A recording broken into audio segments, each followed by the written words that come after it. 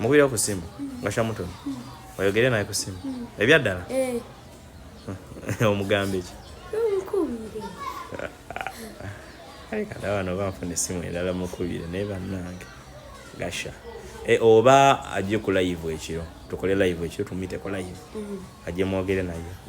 so Gasha Mutono today ekiro gezaako okujja ku TikTok oyogere ne mujja Wanalongo uuna ali waneno gamba yagala kubuuzaako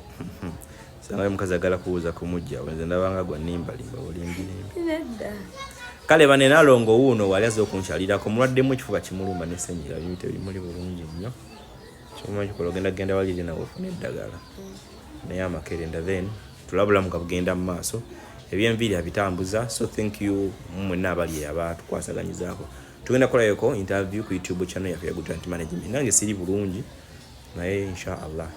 nja kuterera mbere kiriya senyiga kifuba alusazo omuntu n'ebirala tufiba tumpitamu naye nja kubakkiriya inshallah